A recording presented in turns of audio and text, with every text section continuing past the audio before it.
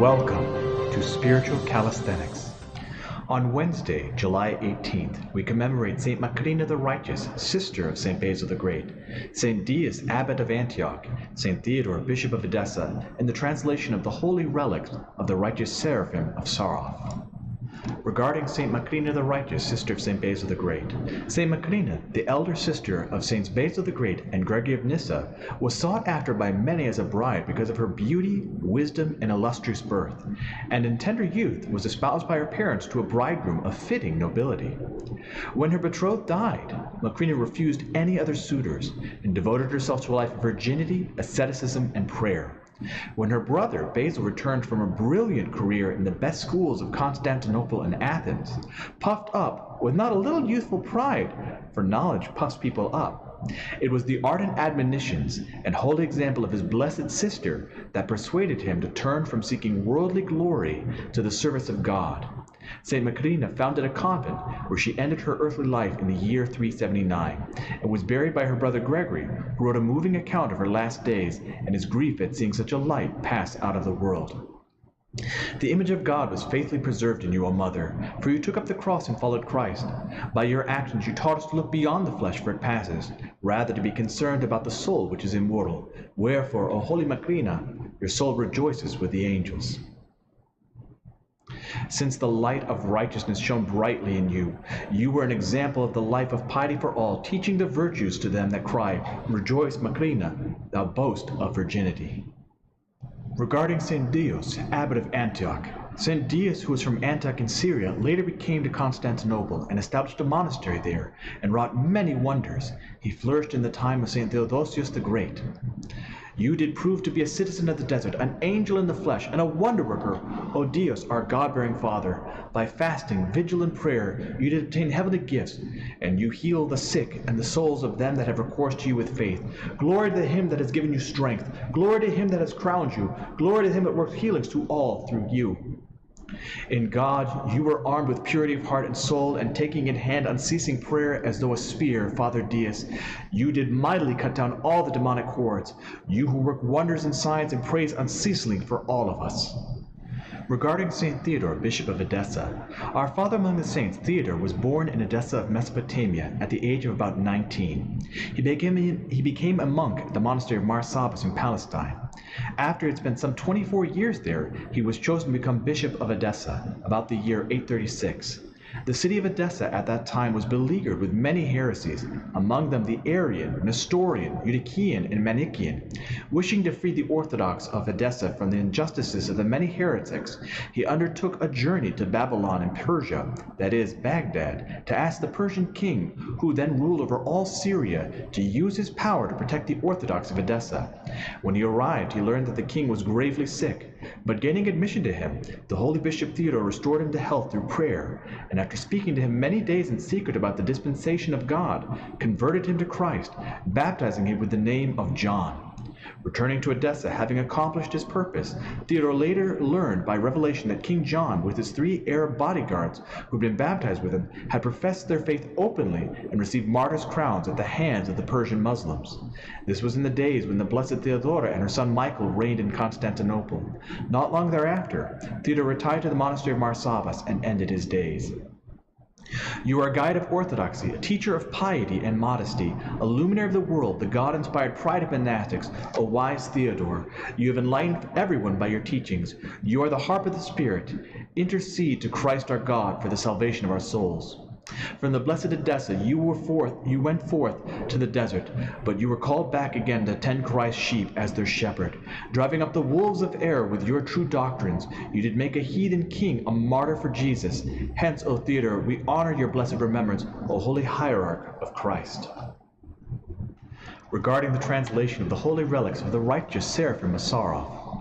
The uncovering of the holy relics of St. Seraphim of Sarov on July 19, 1903, was attended by many thousands, Among them, the foremost of the clergy and royalty, the Holy Tsar Nicholas II, was one of the bearers of the relics in the procession, and the Grand Duchess Elizabeth wrote an eyewitness account of the many miracles that took place.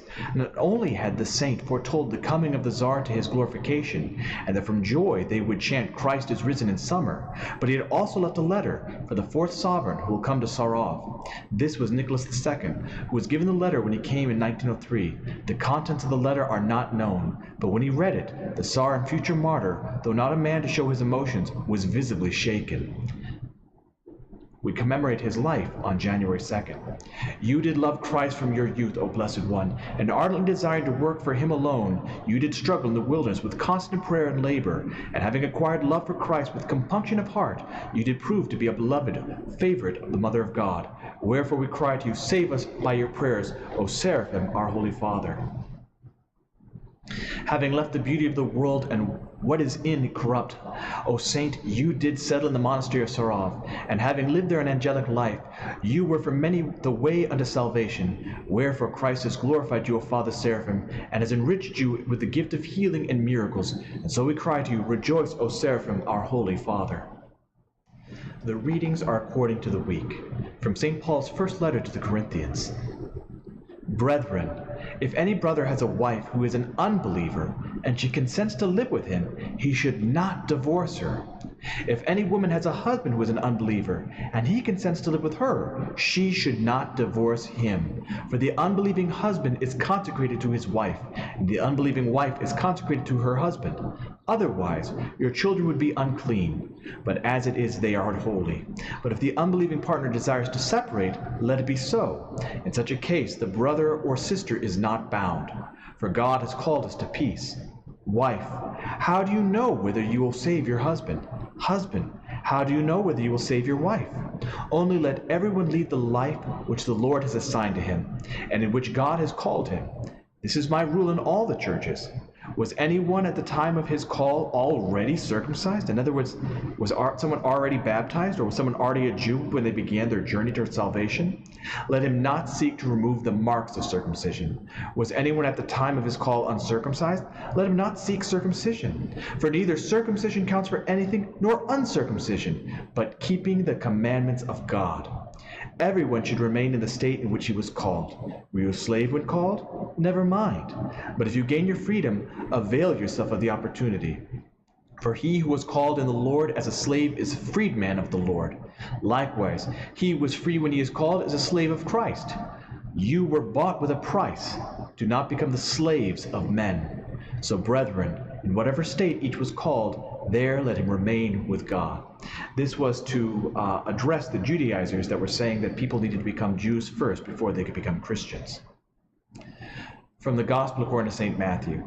At that time, when the men of the Gennesaret recognized Jesus, they sent round to all that region and brought to him all that were sick, and besought him that they might only touch the fringe of his garment, and as many as touched it were made well.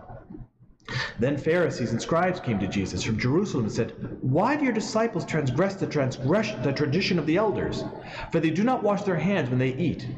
He answered them, And why do you transgress the commandment of God for the sake of your tradition? For God commanded, Honor your father and your mother, and he who speaks evil of father or mother, let him surely die. But you say, if anyone tells his father or his mother, what you would have gained from me is given to God, he need not honor his father. So for the sake of your tradition, you have made void the word of God, you hypocrites. Well did Isaiah prophesy of you when he said, This people honors me with their lips, but their heart is far from me. In vain do they worship me, teaching as doctrines the precepts of men. And he called the people to him and said to them, Hear and understand, not what goes into the mouth defiles a man, but what comes out of the mouth defiles the man. This is similar to when Christ said that you are like outward beautiful tombs, but inwards full of dead men's bones and iniquity. In other words, if we only consider ourselves the trappings of our faith and the traditions that we do, washing the hands or things like that, then we're empty. We have to be pure on the inside, and then we will be pure on the outside as well. I hope that you've enjoyed today's Spiritual Calisthenics. Have a blessed and wonderful day.